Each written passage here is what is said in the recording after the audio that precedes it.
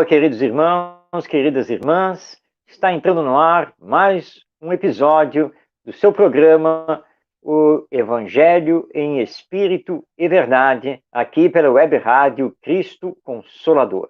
Hoje, nós vamos aprender sobre a verdadeira mensagem do nosso Mestre Jesus, vamos mergulhar nas cartas de João Evangelista, que estão lá no Novo Testamento, e vamos também conhecer um pouco mais de Paulo de Tarso, destacando a sua carta aos Colossenses. E encerrando aqui o nosso programa de hoje, com as suas perguntas a respeito, então, do Evangelho e do Espiritismo.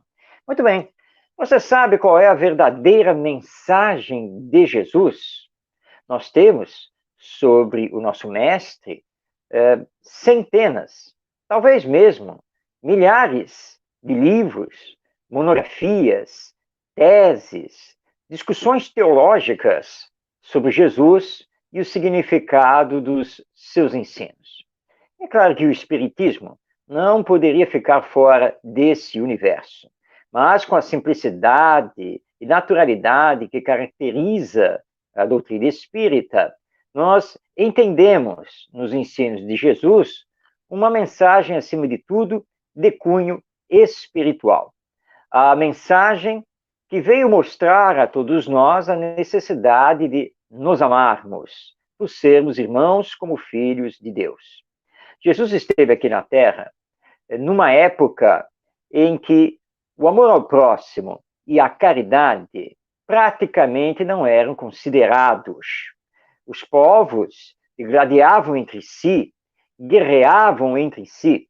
O Império Romano, então dominante, não entendia nos seus parâmetros, fossem eles judiciais, através do Código Civil, fossem dentro dos parâmetros morais, eles simplesmente não conseguiam entender o significado da caridade, do auxílio ao próximo, pois eles consideravam que todos os povos conquistados eram servos ou escravos do próprio Império Romano, que os direitos eles só serviam aos próprios cidadãos romanos, mesmo assim, dependendo da categoria social desse cidadão, porque aos mais ricos, aos militares, aos tribunos, senadores, claro que eram dados mais direitos.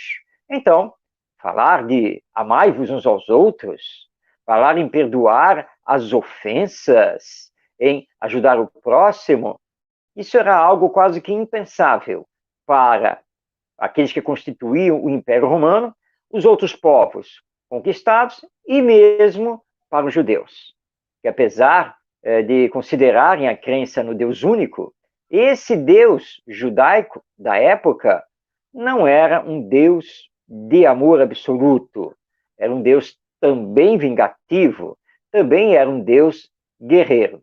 E Jesus veio mostrar que o Deus é Pai, é o Criador amoroso, misericordioso. Mas os espíritos, através dos nossos diversos médiuns, o que eles disseram a respeito da mensagem de Jesus? Antes de passarmos a palavra aos nossos queridos amigos e amigas que se encontram desencarnados e que vêm escrevendo através de diversos médiuns, nós vamos passar a palavra a um grande estudioso espírita do Evangelho, um verdadeiro ícone do movimento espírita, que marcou não apenas a sua época, mas vem marcando também as novas gerações. Estamos aqui nos referindo a Caibar Schutel, esse bandeirante do espiritismo lá nas terras de Matão, no interior do estado de São Paulo. Caibar Schutel estudou muito o Evangelho, escreveu bastante sobre o mesmo, e tem 2 livros em que ele mergulhou nesse universo da mensagem de Jesus Cristo. O primeiro deles é o Vida e Atos dos Apóstolos, e o segundo, que é o nosso destaque, é o livro Parábolas e Ensinos de Jesus. De onde tiramos, então, o seguinte texto, vamos abrir aspas, passando a palavra a Caibar Schutel. Em todos os seus trabalhos, durante toda a sua vida, sem descanso. O seu ideal foi demonstrar a existência do espírito e sua sobrevivência à desagregação corpórea. E para demonstrar a ação permanente, o efeito ininterrupto que a sua doutrina teria de produzir nas almas, Jesus não limitou a sua tarefa, como só acontecer a todos os missionários. A sua ação tornou-se ainda mais preponderante após a sua passagem para o mundo dos espíritos, após essa mudança que chamamos morte. Cada evangelista dedica um capítulo do seu livro às aparições e conversações de Jesus depois da morte, sendo que o evangelista João prende nossa atenção com 2 longos capítulos sobre esse fato.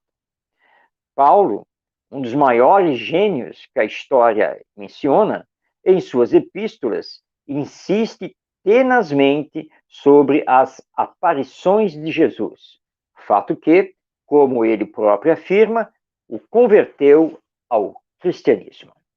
De fato, quando nós lemos os 4 evangelistas, ou seja, Mateus, Marcos, Lucas e João, e conhecemos então a vida, a obra e os ensinos de Jesus, nós detectamos em várias passagens evangélicas Jesus afirmando que nós iríamos conquistar o reino dos céus, afirmando que é preciso nascer de novo.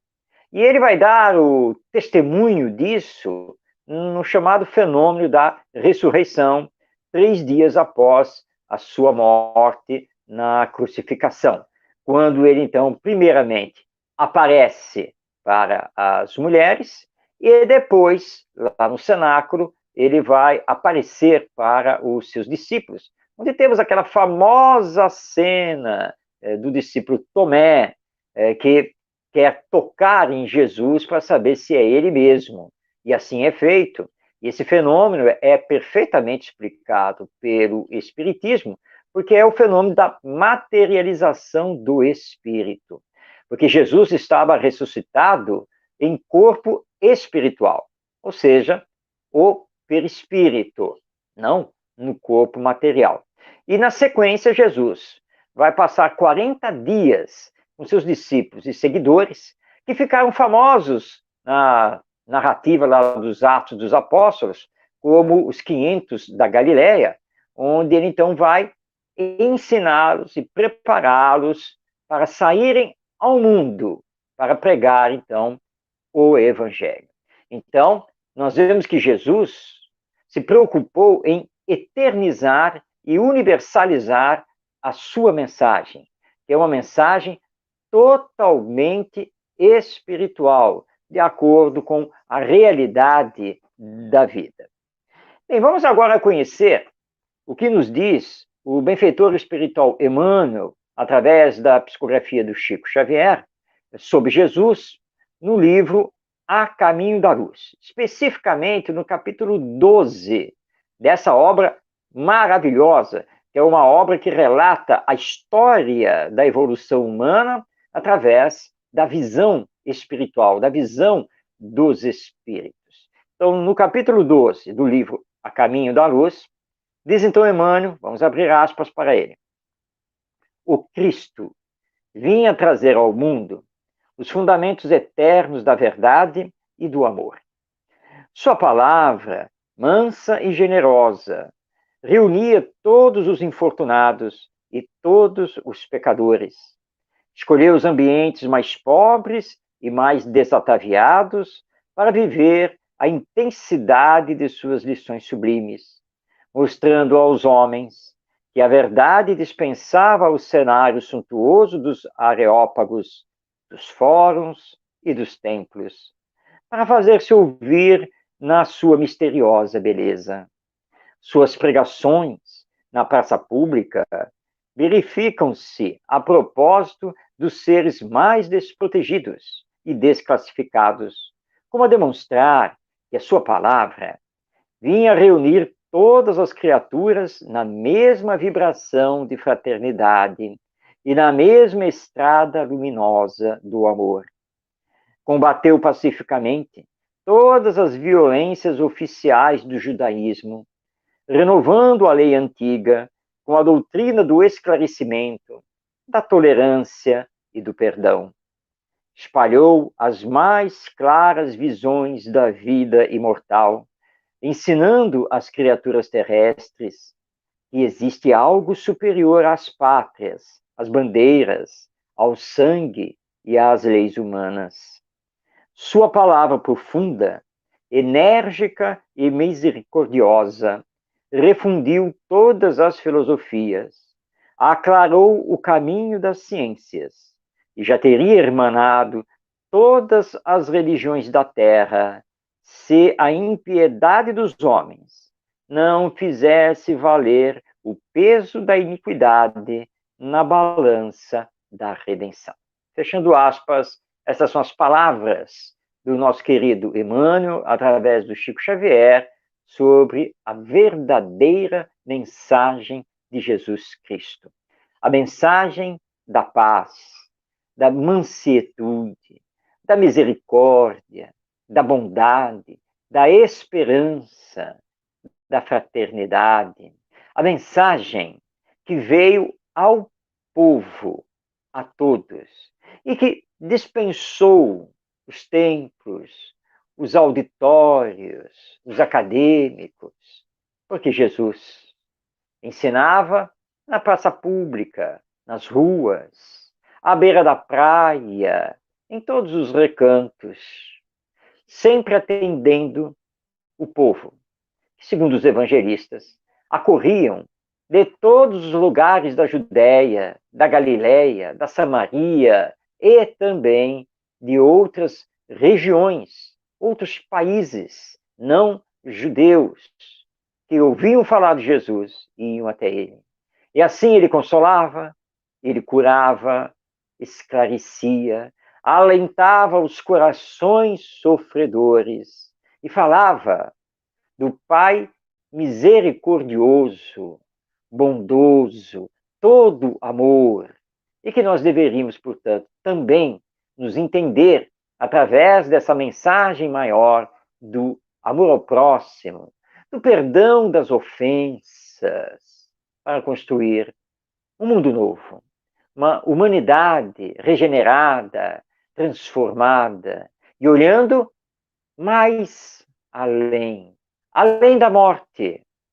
Tanto que ele fez questão de levar alguns dos seus discípulos lá no Monte Tabor, onde ele então vai se transfigurar, ou seja, ele vai se emancipar em espírito do corpo e vai receber a visita espiritual dos espíritos Moisés e Elias, reconhecidos pelos discípulos, que depois de maravilhados assistirem àquela cena e à conversação entre aqueles três espíritos sublimes, quando Jesus retoma o seu corpo, eles indagam: mas Senhor, as escrituras judaicas, as profecias dizem que antes do Messias, Elias, o profeta Elias, teria que voltar, teria que vir primeiro para abrir os caminhos do Cristo, do Messias, do enviado.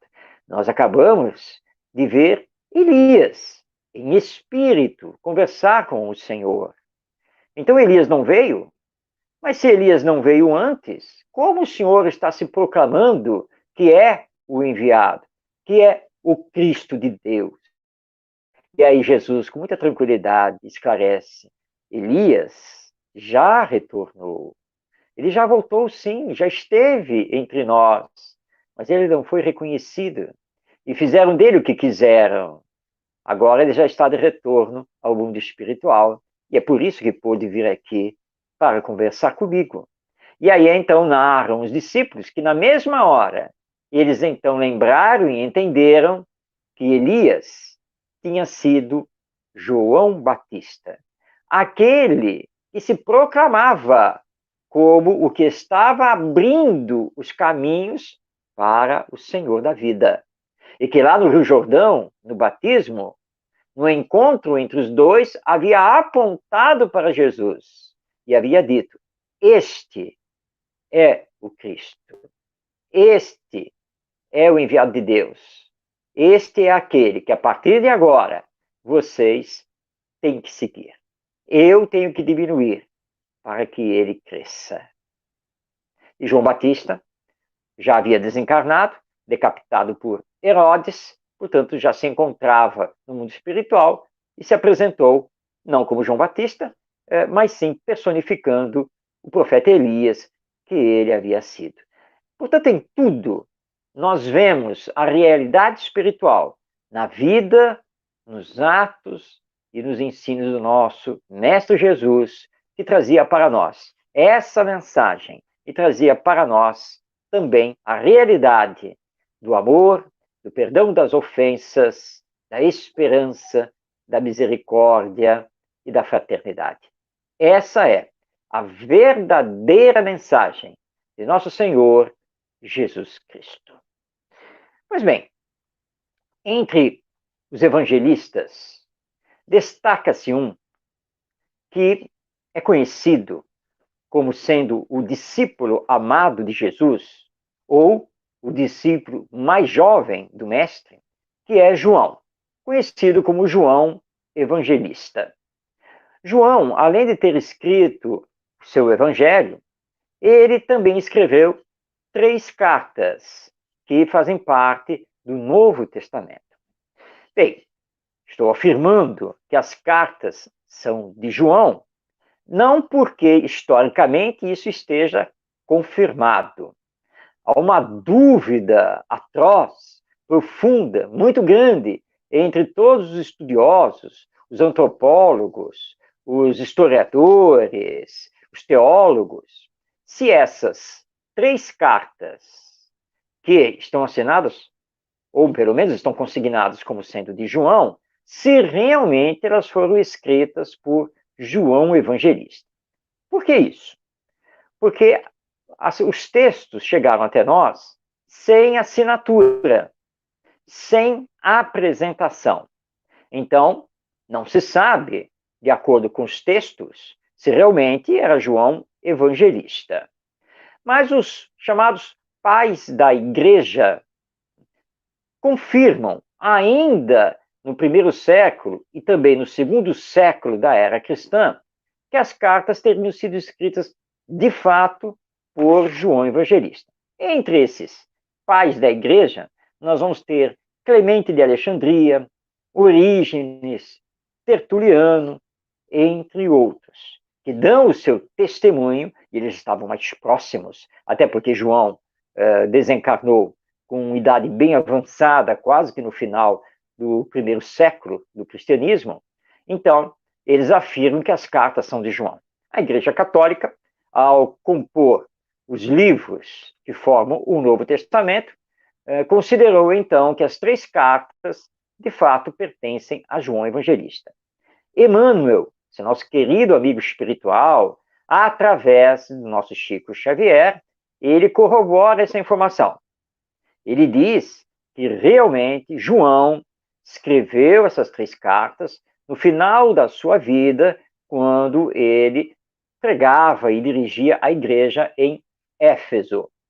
E, segundo os historiadores, e também segundo Emmanuel, as cartas foram escritas entre os anos 80 a 95. Não se sabe exatamente as datas exatas, né, dessas cartas. Bem, vamos conhecer um pouquinho as 3 cartas, o seu conteúdo. Na primeira carta, João, então a partir de agora estamos considerando que as cartas de fato são de João Evangelista, ele direciona a carta aos cristãos que estavam em risco de serem enganados por falsos mestres. Lembrando, naquela época, início do cristianismo, estamos falando aqui do primeiro século do cristianismo, o Novo Testamento não existia, como nós temos hoje. Os escritos sobre Jesus e sobre os ensinos de Jesus eram escritos esparsos, eles não estavam reunidos. Essa reunião dos textos só começa a acontecer no terceiro século, depois do Concílio de Nicéia, no ano de 325. Então, João escreve às igrejas cristãs, ou a uma igreja cristã específica, que não se sabe qual seja, porque ele não consigna isso na carta, não está declarado para quem é a carta. Subentende-se que ela foi escrita para uma igreja cristã, provavelmente da Ásia, mas não sabemos para qual. Fica claro na leitura dessa carta, que é a primeira, que o objetivo de João era estabelecer a verdade sobre as questões relevantes, como a identidade de Jesus Cristo e também o fortalecimento da fé e do significado dos ensinos de Jesus. E João, nessa carta, ele ressalta muito a importância de ser cristão como aquele que segue os ensinos de Jesus. E só aí, então, dentro da paz, do amor, do perdão das ofensas, é que a igreja representaria verdadeiramente o Mestre Jesus. Então, essa é a primeira carta de João Evangelista.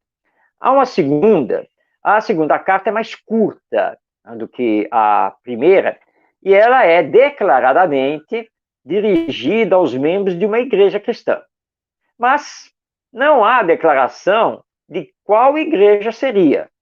Então, os historiadores comentam dentro dos seus estudos, mais uma vez, parece indicar que seja uma igreja também lá da Ásia, mas não sabemos qual. Enfim, João, nessa segunda carta, ele pede insistentemente que os adeptos de Jesus, que aqueles que formam essa igreja cristã dos primeiros tempos, que acima de tudo, eles amem uns aos outros e que tomem cuidado com outras doutrinas espalhadas pelo mundo que de vez em quando alguém tenta introduzir dentro da igreja cristã ou tentar adaptar os ensinos de Jesus a essas outras doutrinas, normalmente pagãs, como eram na época. Então, é uma carta advertência, podemos dizer assim. É uma carta onde ele exalta que o maior ensino de Jesus é o amai-vos uns aos outros.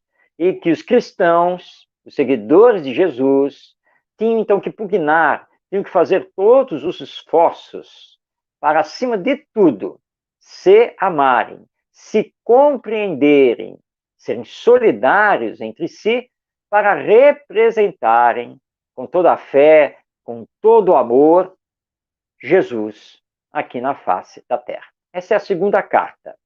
A terceira carta de João Evangelista, que também é uma carta menor em relação à primeira, esta tem um direcionamento, porque João direciona a carta, ele faz uma saudação a Gaio.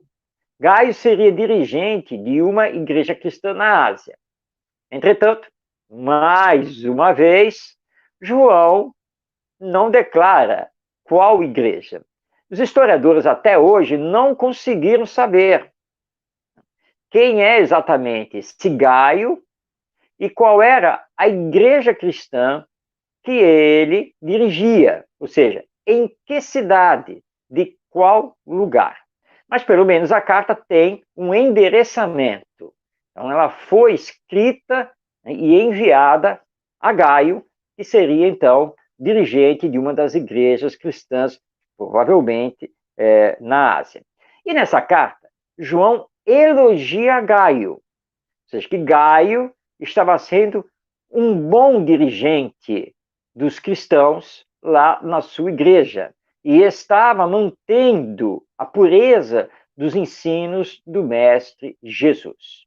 Na carta, João também comenta o problema que um outro seguidor de Jesus estava provocando nessa igreja, dirigindo por Gaio. porque ele se refere a Diótrefes. Diótrefes. E porque Diótrefes estava tentando impor dentro da igreja ideias outras, ligadas ao paganismo, portanto, desvirtuando os ensinos de Jesus. Então, tudo indica que nessa igreja cristã havia um embate entre Gaio, que defendia veementemente a pureza dos ensinos de Jesus e a sua prática, e Diótrefes, que, pelo contrário, queria adaptar os ensinos de Jesus ao paganismo e vice-versa. E, segundo João Evangelista, na sua carta, isso seria um desvirtuamento. Pois bem, conhecemos então um pouco da história e também do conteúdo dessas 3 cartas de João Evangelista, que estão no Novo Testamento. O nosso benfeitor espiritual Emmanuel comenta essas cartas naquela série dele, que é conhecida como a série Fonte Viva. Especificamente, nós encontramos um texto que está no livro Caminho, Verdade e Vida, e compõe o capítulo 69 dessa extraordinária obra de comentários aos ensinos evangélicos. Com o título Comunicações, Emmanuel, através do nosso Chico Xavier, ele comenta a primeira carta de João, destacando o capítulo 4, versículo 1, que diz o seguinte: Amados, não creiais a todo espírito, mas provai se os espíritos são de Deus. Comenta Emmanuel. Os novos discípulos do Evangelho, em seus agrupamentos de intercâmbio com o mundo espiritual, quase sempre manifestam ansiedade em estabelecer claras e perfeitas comunicações com o além. Se muitas vezes aparecem fracassos, nesse particular, se as experimentações são falhas de êxito, é que, na maioria dos casos, o indagador obedece muito mais ao egoísmo próprio que ao imperativo edificante. O propósito de exclusividade, nesse sentido, abre larga porta ao engano.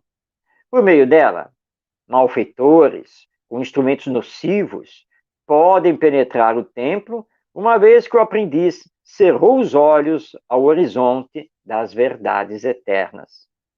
Bela e humana a dilatação dos laços de amor que unem o homem encarnado aos familiares que o precederam na jornada de além-túmulo.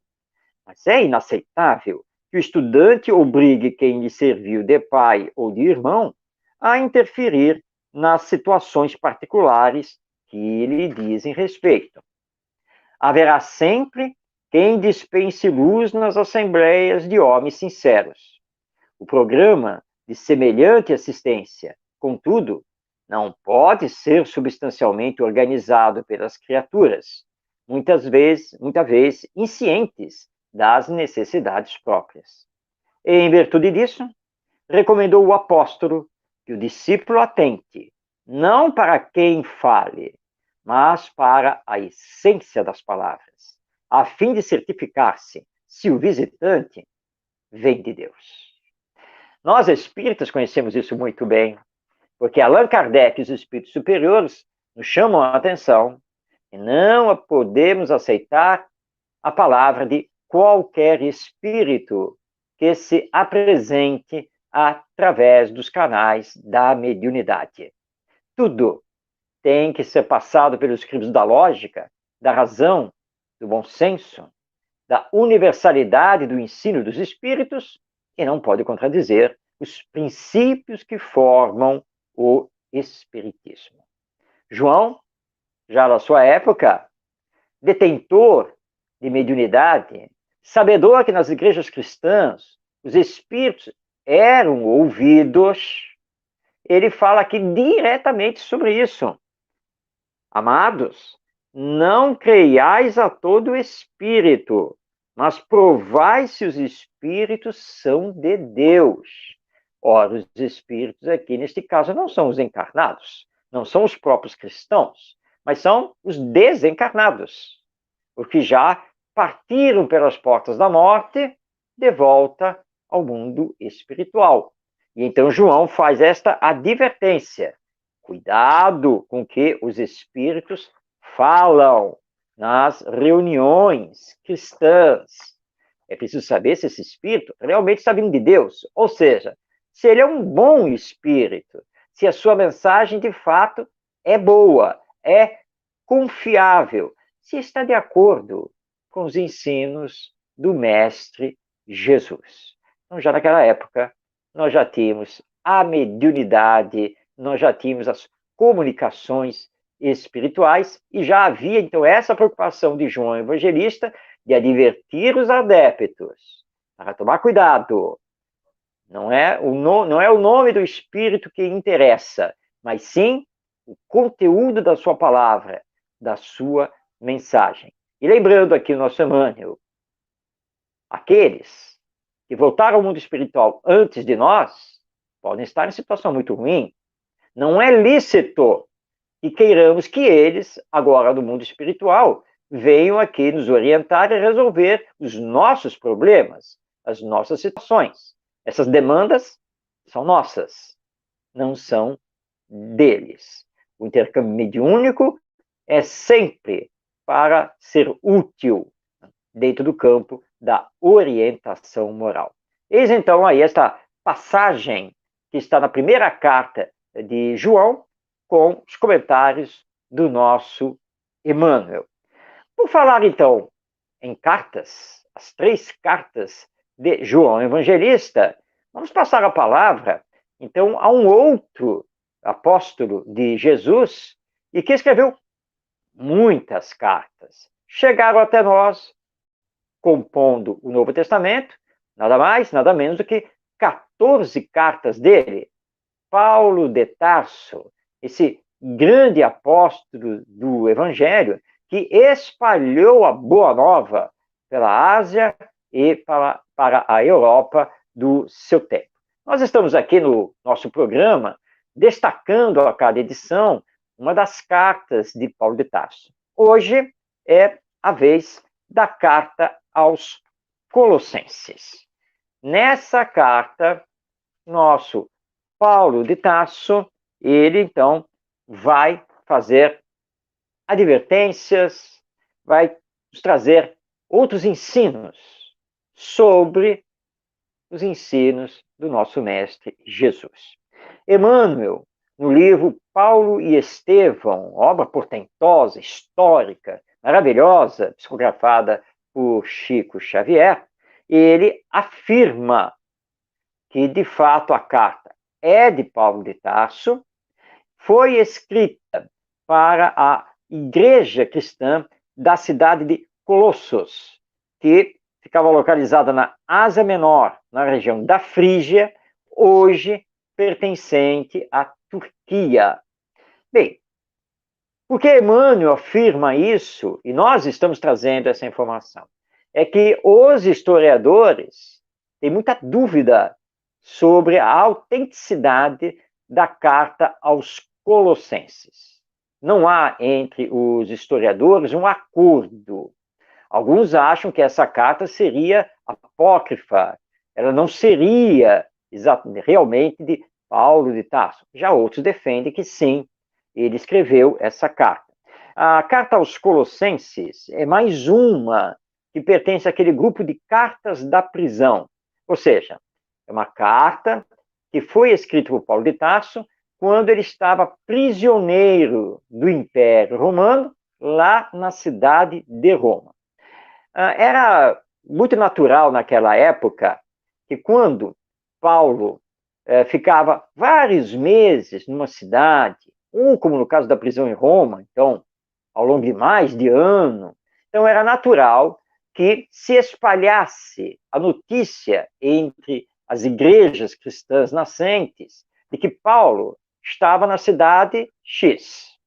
Então, essas igrejas enviavam para essa cidade mensageiros com notícias das suas igrejas e solicitando de Paulo de Tarso a visita, a presença para que ele elucidasse certas questões. Como ele estava preso, então ele começou a escrever as cartas. Na medida que os mensageiros chegavam com as notícias, com as solicitações, Paulo, então, escrevia a essas igrejas. Ele fez isso, então, para a igreja de Colossos. Paulo, à primeira vista, pelo menos quando nós lemos a carta aos Colossenses, Paulo, nessa carta, ele não trata de algum problema específico dessa igreja. Porque, na verdade, a carta foca principalmente nas palavras de Jesus, ou seja, no significado dos ensinos do Mestre Jesus. É bem uma carta, digamos assim, universal de Paulo de Tarso. Embora ela esteja dirigida, endereçada à igreja de Colossos, mas a verdade é que o seu conteúdo é universal. Daí porque o problema entre os historiadores, de considerar que a carta seja mesmo de Paulo de Tarso, sendo que alguns, inclusive, consideram que a carta não tenha sido dirigida à igreja de Colossos, por causa do seu conteúdo mais universal.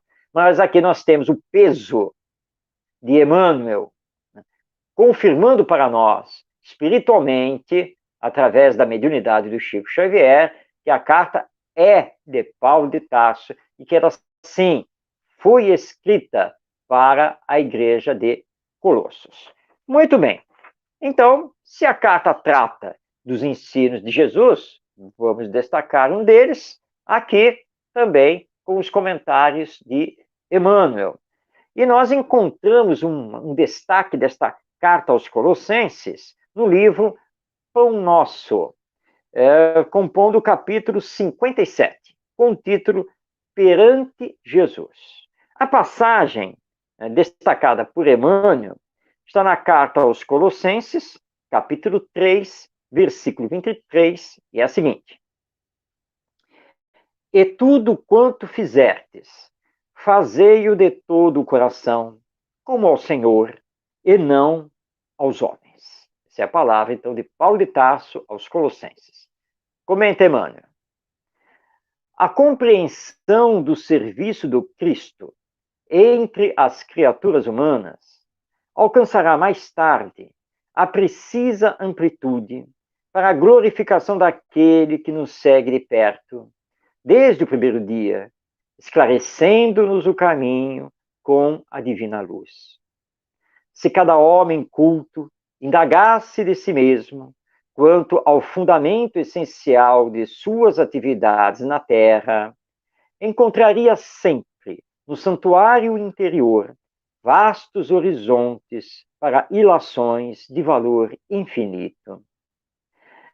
Para quem trabalhou no século, a quem ofereceu o fruto dos labores de cada dia, não desejamos menoscabar a posição respeitável das pátrias, das organizações, da família e da personalidade.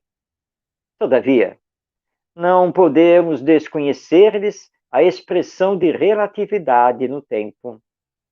No transcurso dos anos, as fronteiras se modificam, as leis evolucionam, o grupo doméstico se renova e o homem se eleva para destinos sempre mais altos. Tudo o que representa esforço da criatura foi realização de si mesma, no quadro de trabalhos permanentes do Cristo. O que temos efetuado nos séculos constitui benefício ou ofensas a nós mesmos, na obra que pertence ao Senhor e não a nós outros. Legisladores e governados passam no tempo com a bagagem que lhes é própria, e Jesus permanece a fim de ajuizar da vantagem ou desvantagem da colaboração de cada um no serviço divino da evolução e do aprimoramento.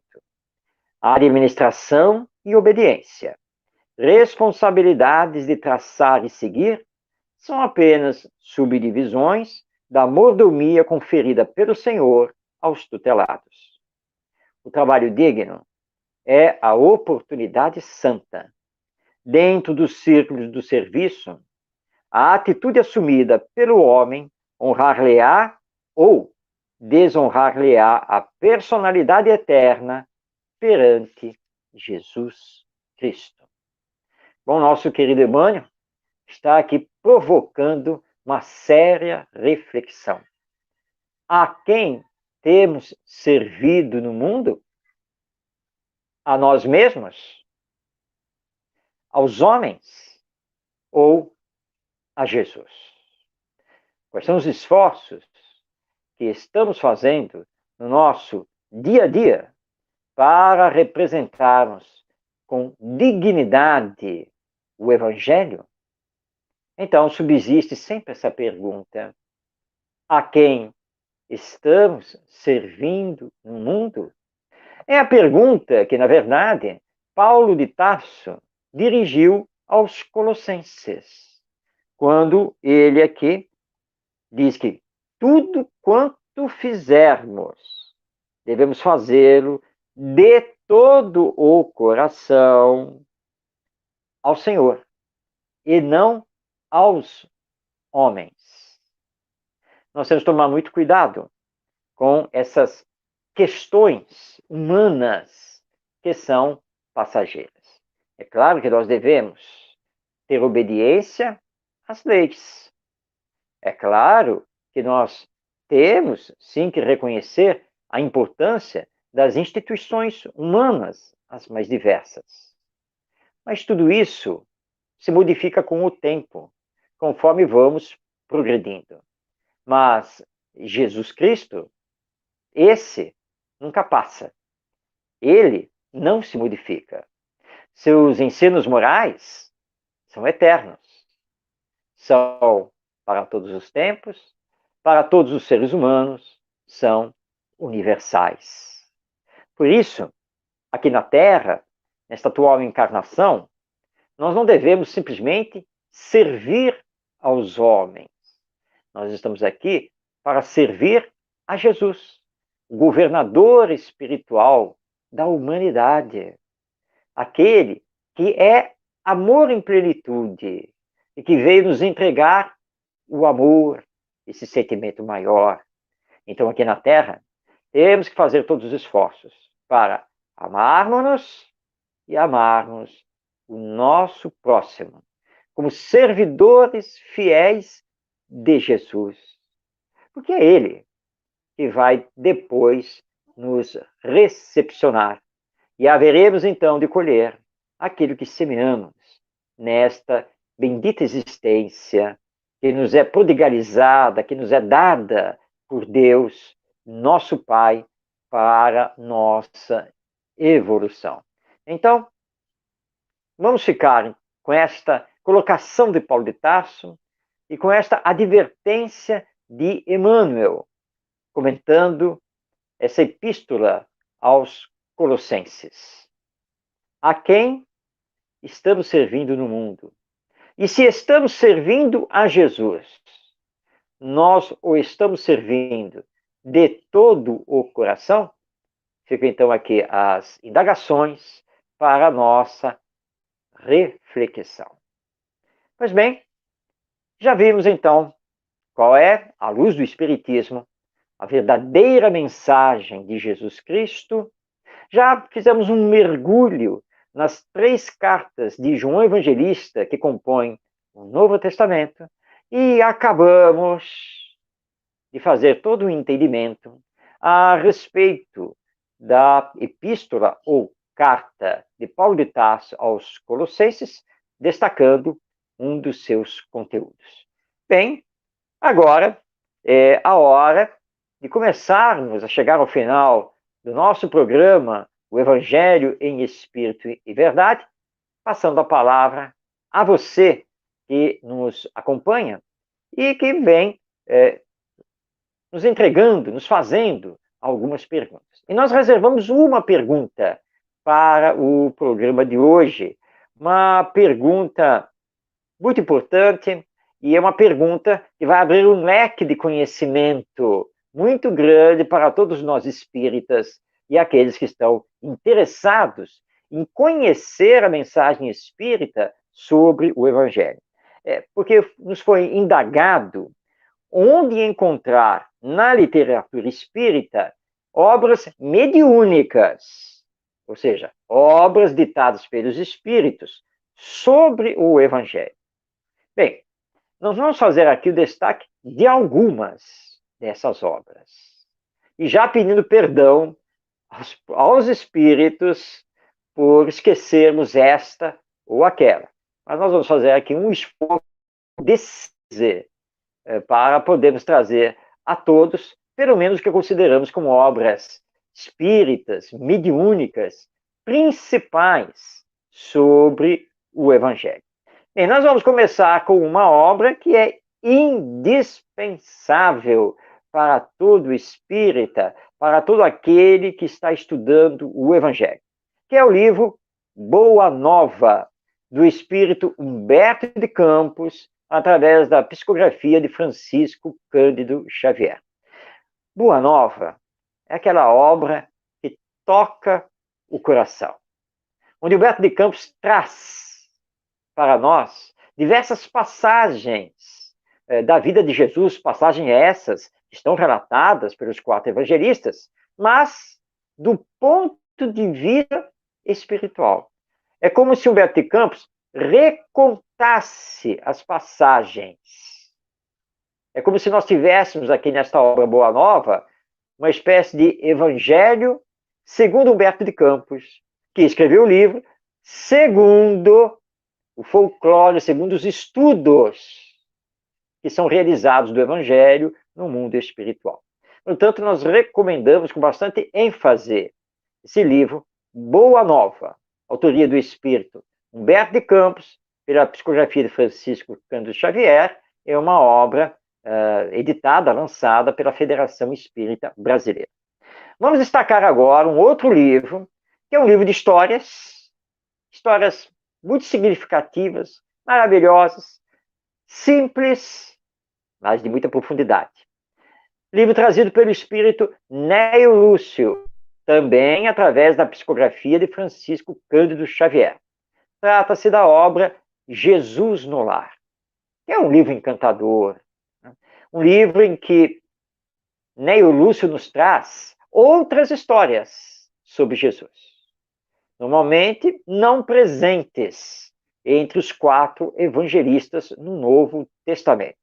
Histórias que Nélio Lúcio colheu também no mundo espiritual e com aquele sabor de literatura leve, agradável, mas ao mesmo tempo significativa, ele então nos encanta em cada capítulo, e essa obra é muito utilizada no culto do Evangelho no lar, entre as famílias. Então, mais uma obra que recomendamos, que estuda o Evangelho, e é uma obra, então, mediúnica. É o livro Jesus no Lar, autoria do espírito Nélio Lúcio, psicografia de Francisco Cândido Xavier, e editada também pela Federação Espírita Brasileira.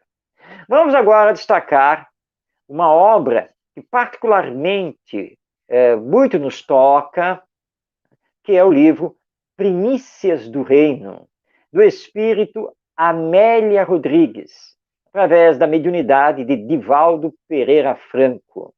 Primícias do Reino, na verdade, abre uma série de livros da Amélia Rodrigues sobre Jesus e os Evangelhos. Então, nós temos Primícias do Reino, Quando Voltar a Primavera, Há Flores no Caminho e mais algumas obras. Mas Primícias do Reino é a primeira obra e realmente ela é muito profunda, muito tocante nas histórias. Primícias do Reino tem assim uma semelhança com o livro Boa Nova. Então nós vamos ver a Amélia Rodrigues recontando passagens de Jesus aqui na Terra, muitas das histórias, compondo também os evangelhos que estão lá no Novo Testamento. Então estamos aqui destacando o livro Primícias do Reino, autoria do espírito Amélia Rodrigues, pelo médium Divaldo Pereira Franco, e é uma publicação da editora Leal, lá da Mansão do Caminho de Salvador, Bahia. E não poderíamos aqui deixar de destacar a série do nosso querido benfeitor espiritual Emmanuel, que estamos utilizando aqui no nosso programa, a série de comentários sobre as lições do Evangelho, que iniciou com o livro Caminho, Verdade e Vida. Na sequência, o livro Pão Nosso, depois vem o livro Vinha de Luz, o livro Fonte Viva, na sequência ainda, o livro Palavras de Vida Eterna, e encerrando essa série com o livro Ceifa de Luz. 6 livros compondo essa série de Emmanuel através da mediunidade de Chico Xavier. Com exceção do livro Palavras de Vida Eterna, que é uma publicação da editora SEC, lá de Uberaba, as demais obras são publicações da Federação Espírita Brasileira. Todos esses livros são maravilhosos, comentários belíssimos e profundos de Emmanuel, particularmente, mas isso é uma questão bastante individual, nos toca mais o livro Fonte Viva de toda essa série. E que você que está aqui nos acompanhando vai conhecer ao longo dos programas, porque os comentários de Emmanuel, tanto sobre os evangelhos, os Atos dos Apóstolos, e também os comentários sobre as cartas de Paulo de Tarso, nós estamos trazendo justamente dessa série de Emmanuel. Bom, vamos destacar agora 2 romances que são muito importantes no estudo espírita sobre os evangelhos. O primeiro deles é o romance Há 2000 anos, do Emmanuel, através do Francisco Cândido Xavier. Relata a história da encarnação de Emmanuel na época de Jesus, como tribuno Públio Lentulus, ligado ao Senado romano, e que, à época, estava em missão na cidade de Jerusalém, lá na Palestina. Claro, eu não vou contar aqui a história, como se diz modernamente, não vou dar spoiler. Mas, pelo menos, vou aqui dizer que o nosso senador Públio Lentulus teve um encontro com Jesus. E ele narra isso no romance Há 2000 anos, que descreve para nós toda aquela história inicial do cristianismo, com a presença de Jesus aqui na Terra. Obra indispensável. Também de Emmanuel, vamos destacar aqui outro romance, que é a magistral obra Paulo e Estevão. Paulo e Estevão já se passa, então, com Paulo de Tarso, e segue Paulo desde Saulo, quando ele era simplesmente um rabino judeu, perseguidor do cristianismo, até a conversão dele na estrada de Damasco, o famoso encontro com Jesus, e convertido, todo o seu apostolado, até a sua morte, divulgando o Espiritismo. Com muitas informações históricas, mas, acima de tudo, realçando a figura de Paulo de Tarso e os ensinos do Evangelho. Vamos destacar aqui mais uma obra, também mediúnica. Quem é o Cristo? De Francisco de Paula Vitor, pela psicografia de José Raul Teixeira, trazendo estudos muito importantes também sobre Jesus, a sua missão, seu significado e a sua mensagem para todos nós aqui na Terra. Bem, existem outras obras espíritas, mediúnicas, escritas por outros espíritos, mas não dá para nós destacarmos todas elas. Mas destacamos aqui algumas, muito importantes, já é um universo bem grande, para que você que está aí nos acompanhando possa, então, entender a visão dos espíritos sobre a mensagem de Jesus. Bem, estamos chegando ao final de mais um programa, o Evangelho em Espírito e Verdade, aqui pela Web Rádio Cristo Consolador. Convidando a você para nos acompanhar toda quinta-feira, a partir das 5 da tarde, para conhecermos melhor o Evangelho, temos todas essas informações que tanto os historiadores quanto os estudiosos e os espíritos vêm nos trazer através da mensagem de Jesus. E lembremos, a sua grande mensagem é a do amor ao próximo, é da misericórdia divina, é da fraternidade, do perdão das ofensas e da esperança, que nunca deve morrer, em dias melhores, de acordo com a nossa transformação moral, para sermos fiéis servidores do nosso Mestre Jesus, aqui na terra e no depois da morte. A todos, meu abraço, no desejo de paz em todos os corações. Vibremos no amor. Confiemos em Jesus, nosso Mestre, o representante direto de Deus na face da terra. E sigamos com fé, sempre no campo da caridade, semeando o bem e o amor. Até o nosso próximo encontro.